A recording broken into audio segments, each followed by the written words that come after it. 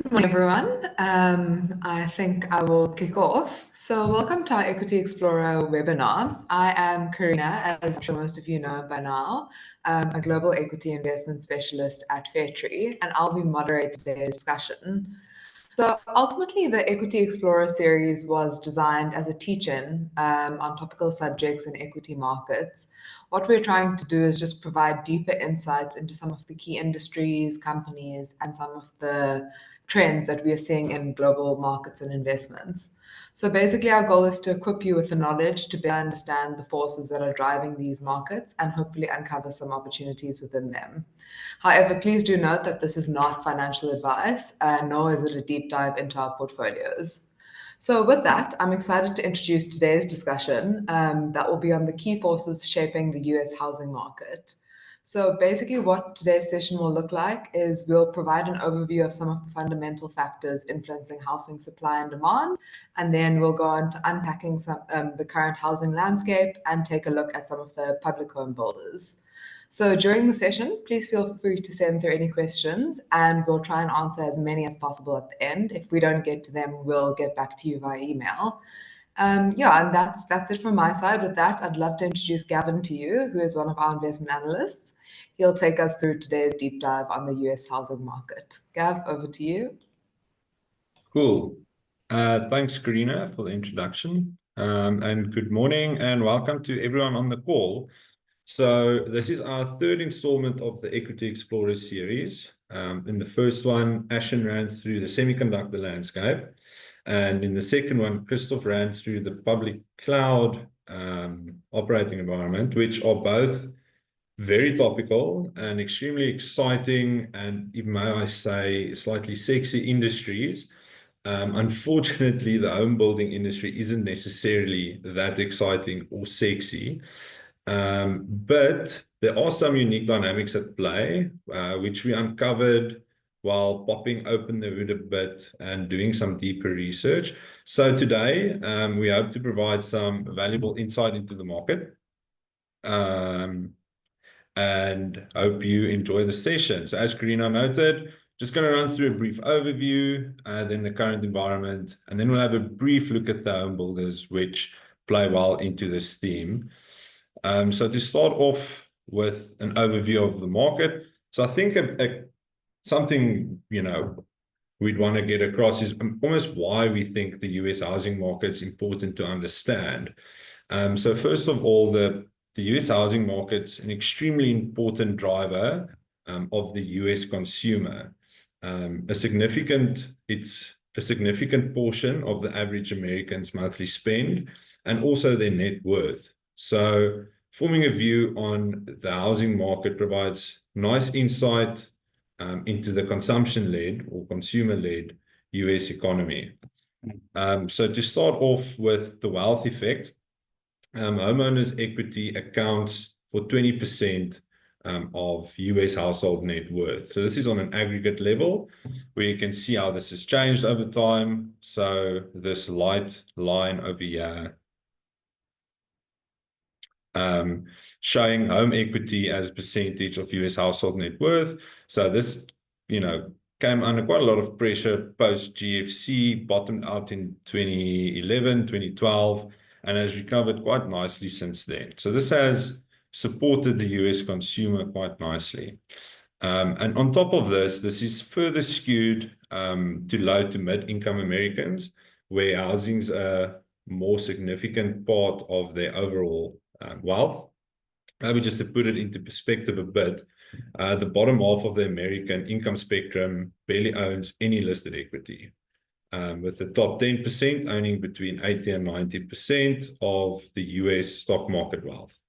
So as a result, the housing market has a significant wealth effect in the US, especially in the mid to low income consumer. So the strong housing market post-COVID has shored up the balance sheets in the US quite nicely. And you can see that the homeowner's equity as a percentage of the total real estate value in the US has picked up nicely. So it was about 60% in 2015, where today equity makes up 75% and mortgage debt only 25% of the total real estate value in the US. So the consumers are in pretty decent positions. And then an interesting fact as well is that 40% of housing in the US doesn't have any mortgages related to it. But again, that would be skewed slightly to the higher earning US consumer. And then just looking at what happened to homeowners' equity post-COVID. So you can see over here that in 2020, between, let's say, the end of last year and 2020, there's been a 12.2% compounded annual growth rate for household equity, or a 73% increase over a 4.5 year period. So that's been a very nice tailwind for the US consumer, which has supported consumption and through the wealth effect. So another important factor to look at is just how important housing is in the inflation picture. So housing's significance in monthly spend of the US consumer is nicely reflected in its contribution to the CPI basket. So you can see in the CPI basket, so owners' equivalent rent of residences, which is basically a proxy for the cost of housing. Owned housing makes up 26% of the CPI basket, and then rent makes up a further 8%. So forming a view of the housing market, and if you think it's going to go up or down, it does filter through to one's view in inflation, given its significance in the CPI basket. So if you have a look at the graph on the right over here, it's interesting to see that your home price index, shown in the lighter bar, the cash flow home price change in year-over-year values, leads your OER, which is your owner's equivalent rent, by quite a bit. So it is a nice leading indicator. And the reason that these two don't coincide is due to how OER, owner equivalent rent, is calculated. So basically, OER is calculated by the Bureau of Labor Statistics, where they go around, gather information about the current rent environment and what people are currently paying, and overlay that on top of the US owned housing stock. So if you're paying X amount of rent for a 200 square, 2-bedroom, 2-bathroom house, they basically overlay that information on top of the amount of 200 square, 2-bedroom, 2-bathroom houses to get an idea of what the only equivalent rent is. And the reason that this lags is that rent is, or leases tend to be fixed for 12 months. So even if house prices go up, you're not necessarily going to put through rent increases immediately. So that's the one reason it lags.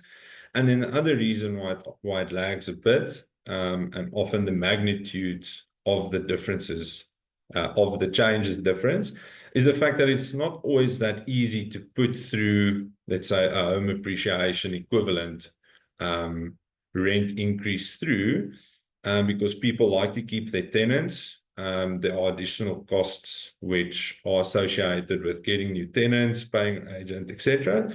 So they won't it's tough to put through 20% rent increases year over year. So just some small dynamics on it, but it is a very important metric to understand, and getting a grip of the housing market, should inform your view of inflation, because it is quite important. And then just breaking down some smaller dynamics. When thinking about the US housing market, you can split it up into single family and multifamily housing, with housing starts, basically how many houses being built, being a nice reflection of the housing stock as well. So the amount of houses in the US.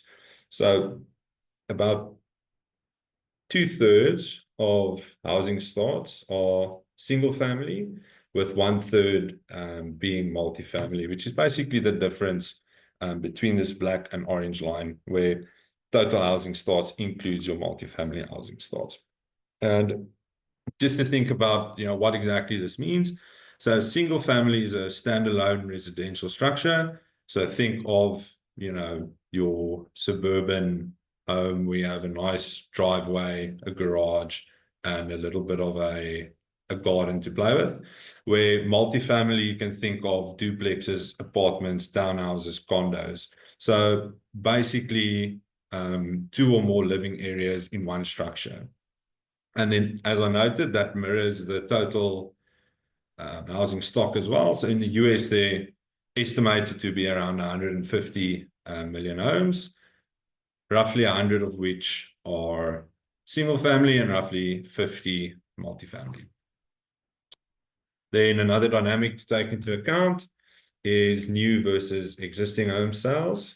So if you look on the graph on the left over here, you can see that this orange bar, which represents existing home sales, makes up by far the biggest portion of US home sales.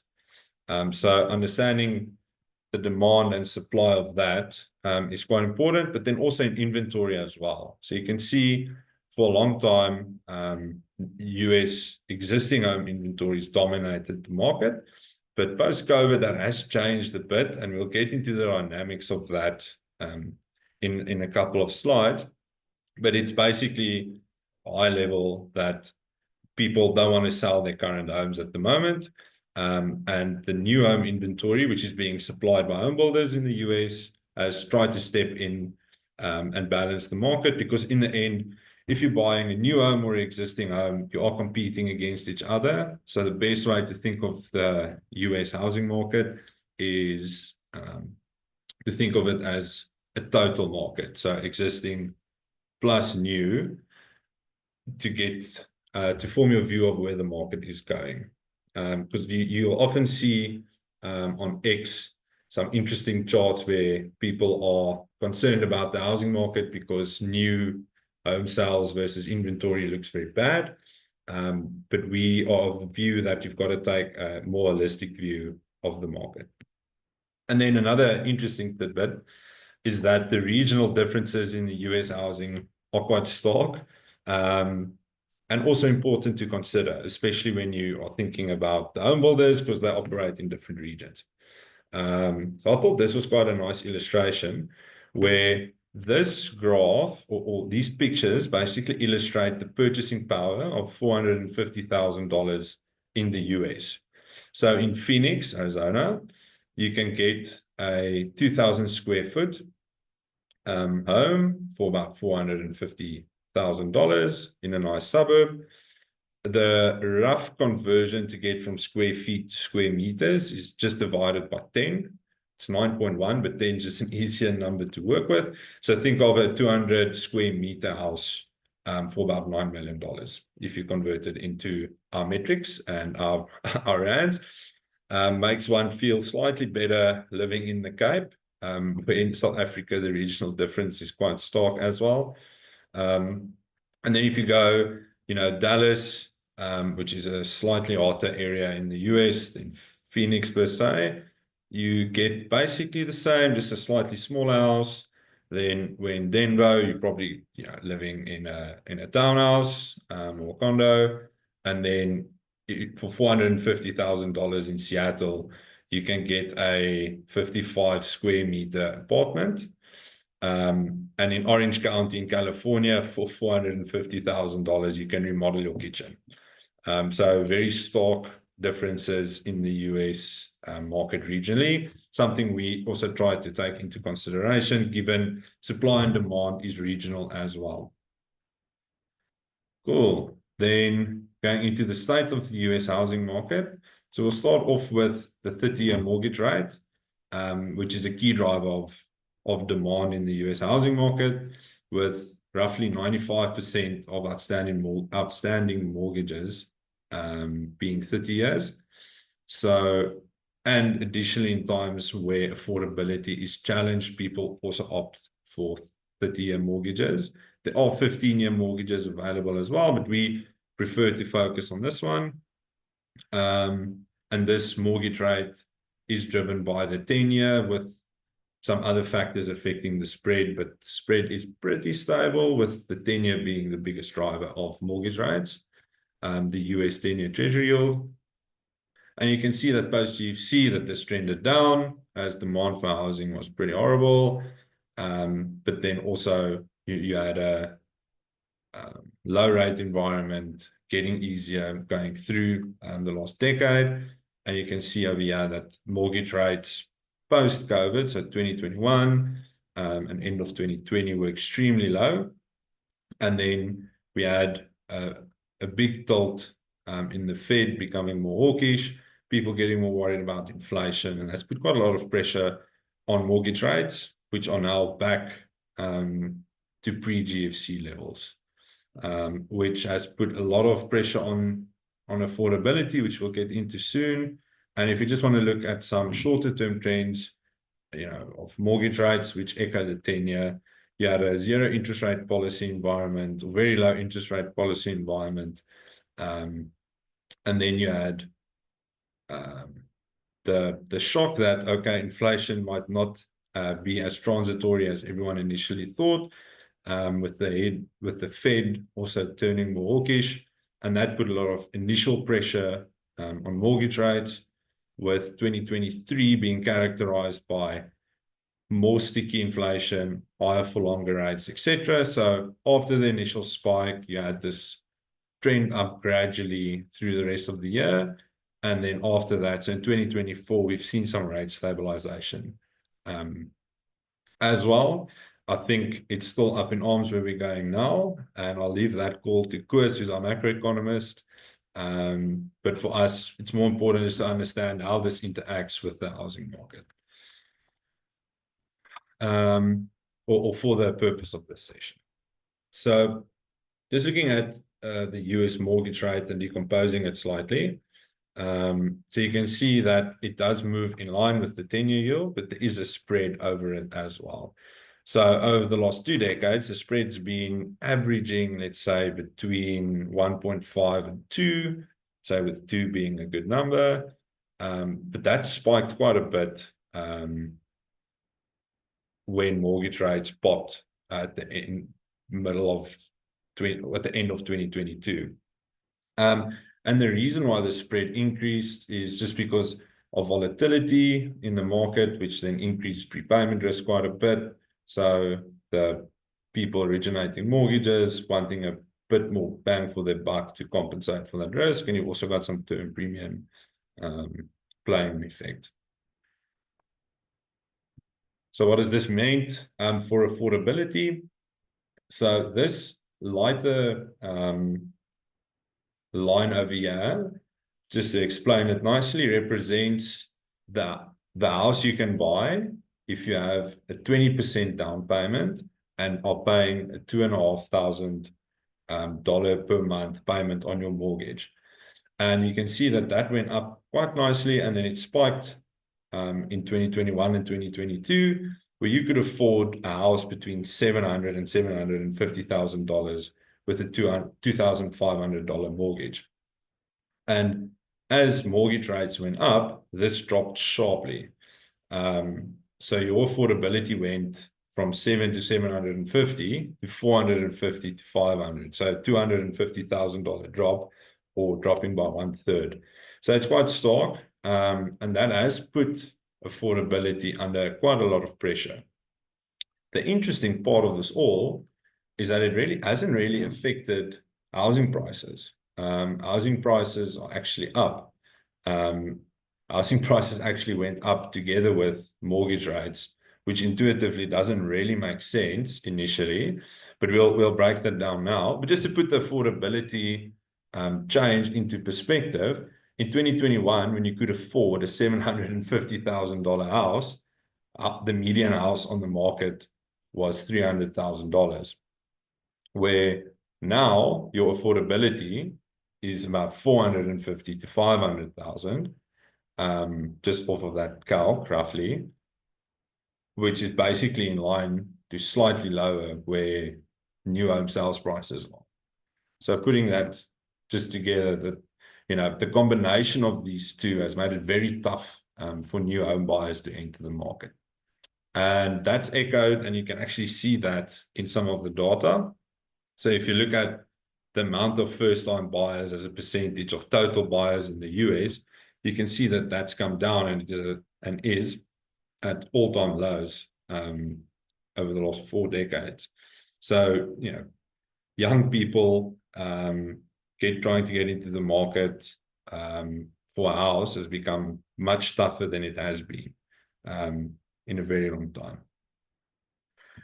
And that you can see again just by looking at the median age of all home buyers, where that's continued to tick up over time. So young people and people starting out of their careers with less equity in the bank are struggling to buy houses. So why haven't housing prices reacted to higher mortgage rates, you may ask? And the key lies in the fact that the US mortgage market operates very differently versus the rest of the world. So us sitting in South Africa, your mortgage rate change as the SARB changed their minds. Where in the US, if you enter into a mortgage, 95% of outstanding mortgages in the US are fixed rate. So that means if the US 10-year yield goes up or down, it has no effect on your monthly mortgage payment. And that's also increased over time. And on top of that, it's quite inexpensive to refinance your mortgage as well. So the cost of refinancing is about $2,000 to $3,000 roughly, versus it's a home value of $400,000 to $500,000. So less than 1%. And you can see the low level of friction in refinancing actually coming through in this data. You can see that pre-2019 or pre-2020, the bulk of mortgages actually sat between 4 to 5%.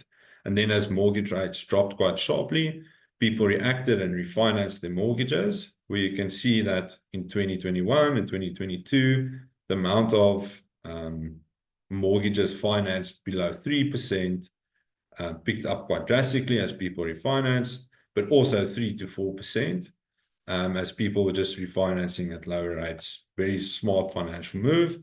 And you can also just see the high mortgage rates coming down, which have popped again above 6, as there are still some people buying housing and biting the bullet with high mortgage rates. But in essence, that's the big reason, is that people refinance at extremely low rates. And the next graph illustrates this quite nicely, where you can see the blue line being the effective mortgage rate on mortgage outstanding, being only 4%, where the 30-year conventional mortgage rate is roughly 7% at the moment. So no need for people, which puts a dent on demand for people,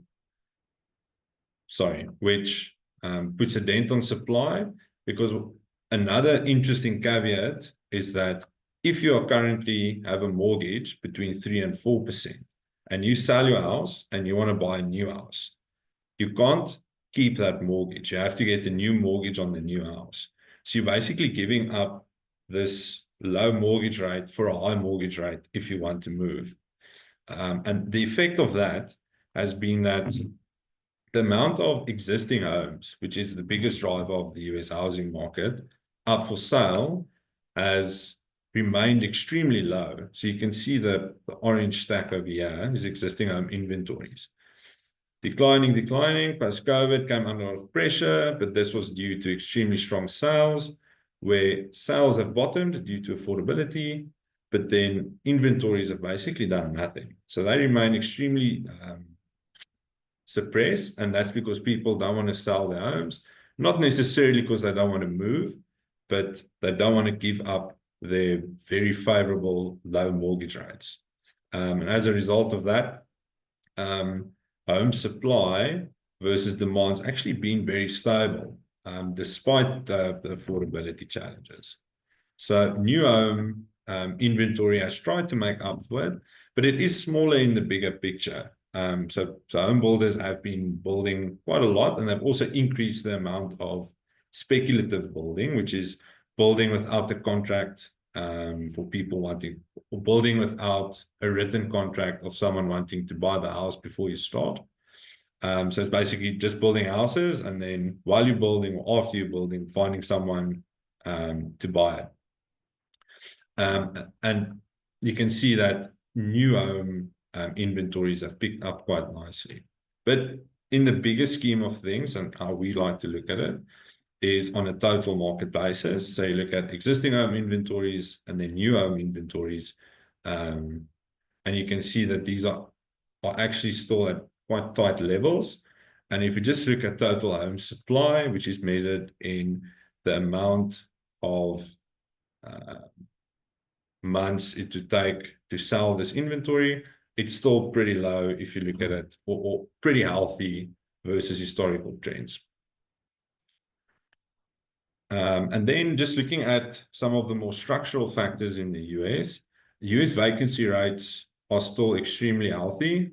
They are up from their all-time lows, as you have seen some new houses being built, but the homeowner vacancy rate is only 1%, and then the rental vacancy rate is slightly less tight at 7%, but still pretty healthy versus historical standards. And the reason that these vacancy rates are so low, and then also why the market is holding up as well as what it is that there is a bit of a structural shortage in the US housing market. So maybe just to run through what happened is that post GFC, where a lot of houses were being built, and as the financial crisis came along, this dropped substantially, and the amount of housing starts was very low. And this sort of absorbed some of the overcapacity in the market. And then it started to pick up again now. But think of the best way to think of US housing supply and demand is that supply is housing starts, so amount of houses being built. And then let's say demand is household formation, which is the amount. Basically, when you start the household, you move out of your family and you get a wife and you move into a suburban house. There's demand created for housing. And you can see over here, I'll show in the next graph, which shows it a bit more clear, that housing starts were outpacing household formation by quite a bit pre-GFC, which led to oversupply in the market. And you can see that it was initially quite tight post-GFC, and then since then, household formation has outstripped housing starts.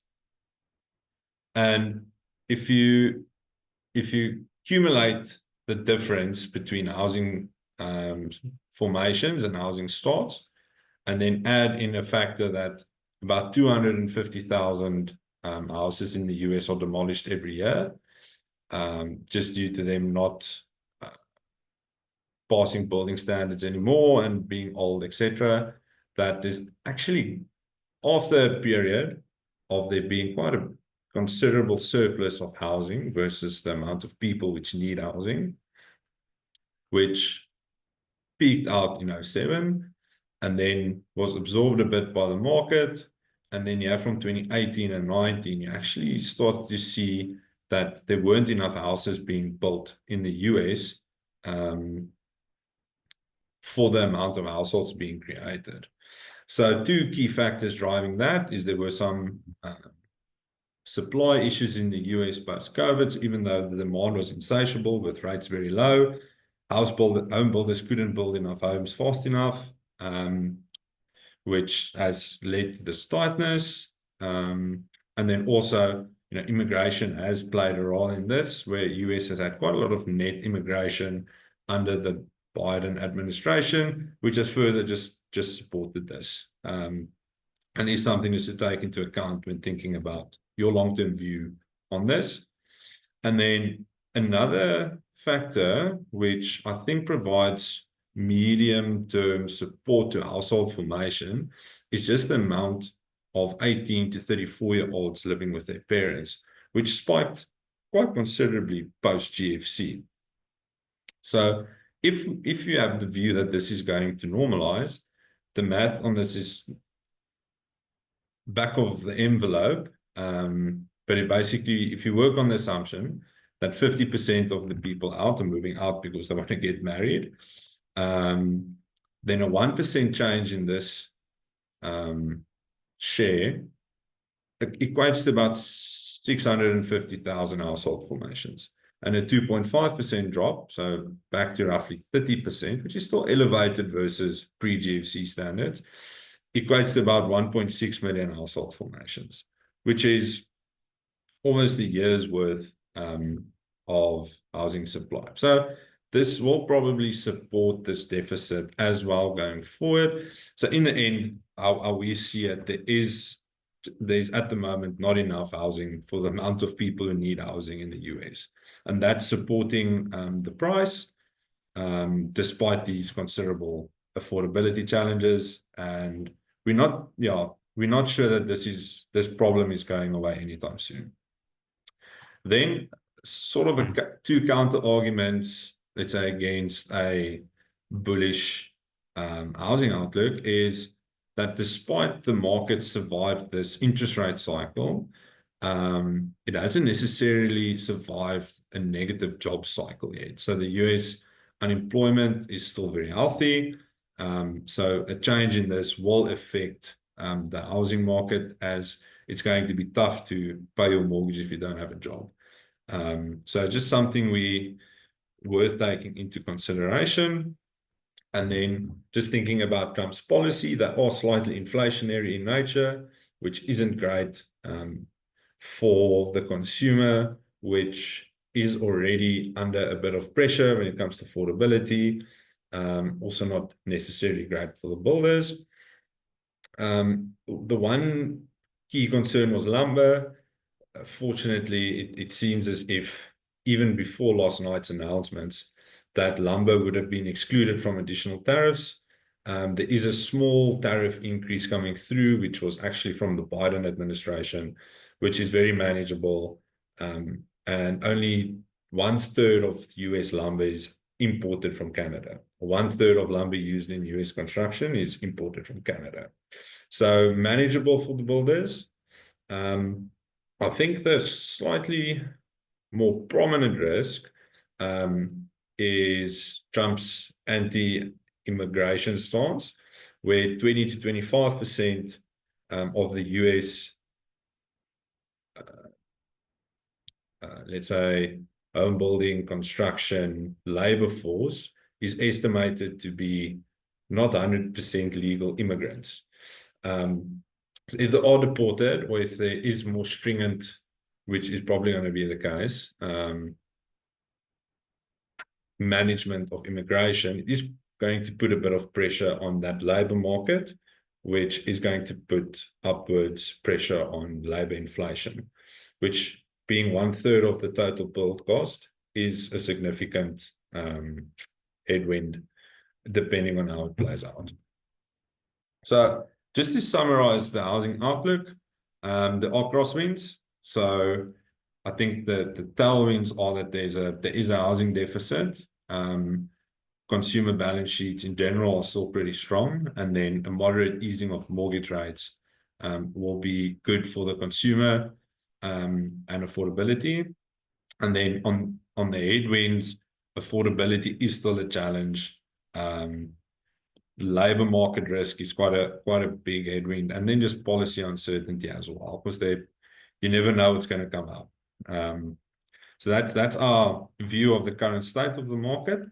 And then just a quick note on the home builders. So in the US, there are actually a bunch of listed home builders which specialize in building single family and a bit of multifamily homes, depending on the builder. And it's been an interesting dynamic to see how much share they've gained post-COVID. So going from about 37% share to 53% share in about 4 years. This has been stable since 24 to 25. And the reason that they've gained so much share is, firstly, that most of the large public builders have mortgage and financial service businesses, which help support the buyer, and they offer rate buy downs, where they pay upfront a certain amount of capital, which they just decrease their margin by a bit, and you permanently decrease the mortgage rate which the new home buyer has to pay, which has been really effective. They talk about it as incentives, and the key advantage for the big builders is that they have that in-house, and then the additional advantage is that existing home sellers can't necessarily do that. So new housing does have a bit of an advantage at the moment. And then another factor why the large public builders have gained so much share is that some of the smaller public builders have struggled a bit with financing post 2022, where liquidity dried up a bit, where your large public builders' balance sheets are still very healthy and they're quite big, so they just continue to build, which has been quite advantageous to them. And then just to run through a typical home builder income statement, it's actually a really simple business. So your home building revenue, which makes up about 95% of total revenue, is a function of the amount of homes you sell and the price at which you sell them. And you've got a bit of a land banking business in there as well, which has been declining over time in importance for the builders. So also negligible, about 2%. And then the financial service business is more of a lubricant for the home sales business. It's not a standalone business. It's about 2% of sales as well. So very small. And then once you've got revenue, it's quite simple. You've got cost of goods sold. How much does it cost to build your house? And then a small portion of SG&A as well in the income statement. So not too difficult to understand. And just thinking about the cost breakdown for the home builders, about 1/3 is labor, 1/3 is land, and then the rest is basically the two other bigger ones are the interior finishes and lumber as well. And as I noted, lumber, only 8% of COGS relates to lumber.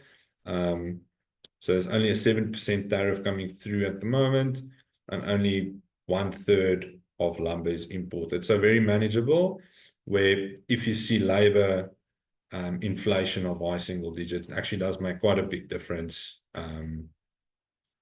to the cost of your total build project. So important to remember. And one interesting thing which the builders have been doing to offset, let's say, these affordability concerns, because demand's still high, people need somewhere to stay. So they've been offering less for more, basically. So the size of the new homes being built has been dropping by quite a lot, despite prices continuing to go up. So this has added, let's say, on a per square basis, it's actually increased more than just your headline price increases. And then there are two distinct models which the builders follow. So the one is BTO, which is built to order, which is you go to the builder, you sign a contract, you pay a deposit. After you've paid your deposit, the builder starts building, and when he's finished, you take ownership of your home. Where spec stands for speculative, which means that, as I mentioned earlier, builders will just build and then hope for someone to come and buy the house, which has worked out really well for them, given the tightness of the market. So they've been able to outgrow the BTO businesses by quite a bit. So DR Horton and Lennar are two of the biggest spec builders. And then you've got Toll Brothers, KBH, and NVR, which are some of the bigger built to order builders. And then you've also, got different plays versus which segment of the market you are targeting, where DR Horton and Lennar do focus on affordability, where someone like Toll Brothers specializes in building high-end luxury homes with the average selling price of $1 million in the US. And then Pulter Group is another interesting one, which, it's actually been quite flexible, moving between spec and build to order and affordability levels as well, given how the market's been operating. And then just on the right over here, just showing the regional exposures. I'm not going to go into too much detail, just wanted to show that this is something that we do take into account, given stark regional differences. As I mentioned, the spec builders have actually gained quite a lot of share, and they've been outgrowing competition. So if you just rebase their closings to 28 levels, you can see D.R. Horton and Lennar have both outperformed both Poulter Group and Toll Brothers, which operate more on a build-to-order level. And the reason that this is that they've just kept the machine running, kept building, and to date, that's worked out quite nicely for them from a closing stance. But interestingly enough, their gross margins have actually come under more pressure versus build to order. And that's sort of the double-edged sword of the spec business, is that if you build it, you have to sell it. And they've basically been forced to decrease their gross margins so that they can move that inventory. Otherwise, it just sits on the balance sheet for too long. And they move the inventory by cutting gross margin, making it slightly more affordable, getting that inventory off of the balance sheet. But you can see with Toll and Poulter, gross margins have held up slightly better as the need to move inventory and discount the houses that they build is less than for the big spec builders. And then one important thing which you just wanted to show as well is just how healthy these balance sheets are. So if you look at the home builder debt to equity, it's come down considerably post GFC. During the GFC, they were also running with quite a lot of leverage, but it seems as if they have learned their lesson somewhat. If you look at net debt to EBITDA as well, below 1 times for the entire group, with Lennar currently basically at the net cash position. And how these businesses have been doing it is, well, they've been generating a lot of cash, first of all, but secondly, they've also been spinning off some of their land. So where the home builders typically used to own, the bulk of their land would be on balance sheet, which sits there for 5 to 7 years as you develop the land and get all the necessary approvals and then start building and then sell it. They've been selling off these pieces of land to private equity guys who run as land banks. And then, so instead of holding it on your balance sheet, which is a big drag on capital, they've been selling it off to private equity and paying a fee for the right to buy that land in the future. So just making the business models a bit more asset light, which does make them more resilient if there were to be an unforeseen big downturn in the housing market.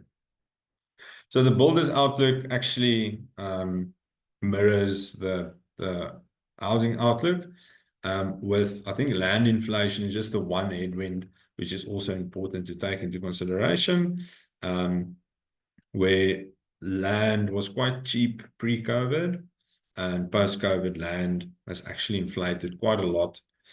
So builders talking about, it's a high single digit, low double digit land increases going forward, which is a 2 to 3% margin headwind for the builders. But yeah, that is all from me for today. Thanks everyone who dialed in. I hope it wasn't too boring. I hope you enjoyed it. Great, thank you so much, Gav.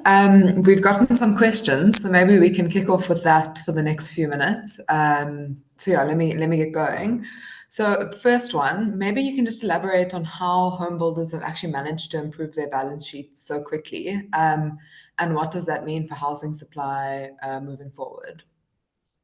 So maybe on the balance sheet, better cash flow is the one thing. And then, as I mentioned, they've been moving a lot of cash or land off balance sheet. So that's also, been a tailwind for them from a cash stance. And it's funny, that's actually improved let's say the return profile of the builders quite a bit as well, because they're able to move or generate more income from the amount of capital on the balance sheet. And what that means for supply going forward I think that actually supports them being able to continue building. So probably a slightly negative from a market stance is that you're probably going to see continued supply coming through, despite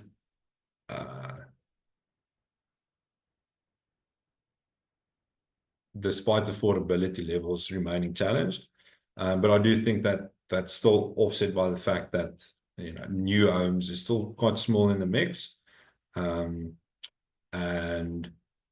there is a structural deficit, we think, just in terms of the amount of people who need housing in the US.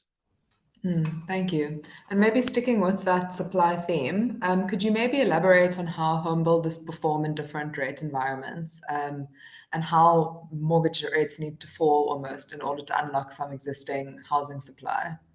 So I think the environment where we are today, with people being locked in at very low rates, I think something which I didn't mention, which is important, is that the average outstanding mortgage is still 15 years in the US.